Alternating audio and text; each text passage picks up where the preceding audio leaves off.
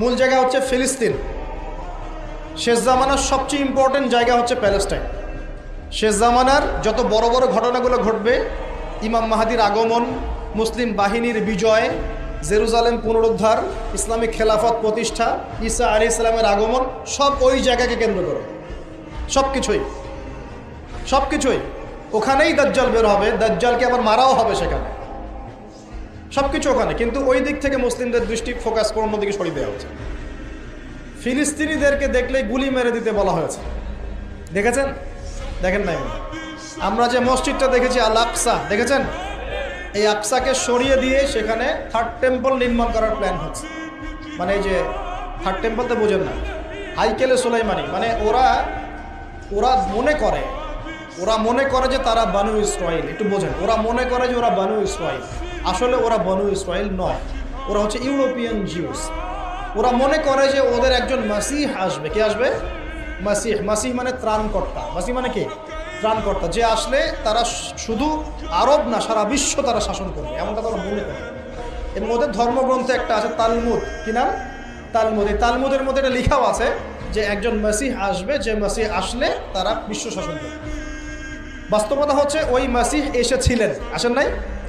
ওই মাসিহ সত্যি এসেছিলেন, কিন্তু তারা তাকে চিনতে পারে না। সেই মাসিহের নাম কি? নবী ঈসা আলাইহিস সালাম। আমরা বলি না মাসিহ ইবনে মারইয়াম, আমরা বলি না ঈসা আলাইহিস সালামকে আল্লাহর মাসিহ না, ত্রাণকর্তা।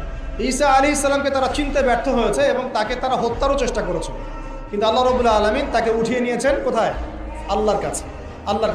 ওয়ামা ক্বাতালুহু ওয়ামা সালাবুহু, তারা তাকে হত্যাও করে নাই, ক্রুশবিদ্ধ করতে পারে নাই, বরং আল্লাহ পাক তাকে বাল রাফাআহুল্লাহু ইলাইহি, আল্লাহ পাক তাকে তার কাছে উঠিয়ে নিয়েছে।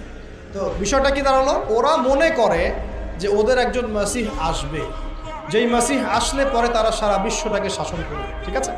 কারা শাসন করবে? জিউসরা, যারা মনে করে ওরা বানু ইসরাইল। আসলে তারা বানু ইসরাইল নয়, তারা ইউরোপিয়ান জিউস। এখন ওরা চায় এই মসজিদ আকসাকে সরিয়ে দিয়ে ওখানে হাইকেলে সুলাইমানি নির্মাণ করে। এটা কি? সুলাইমান আলাইহিস সালামের সময় তারা যেমন বিশ্ব শাসন করেছিল না, মনে আছে? সুলাইমান আলাইহিস সালামের সময় এত দাপট ছিল তখন, সুলাইমান আলাইহিস সালাম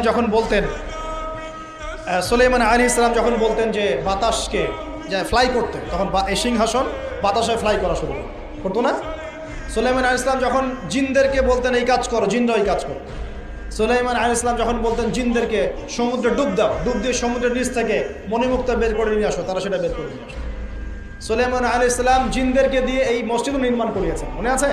ওই যে লাঠির মধ্যে ভর দিয়ে তিনি দাঁড়িয়েছিলেন,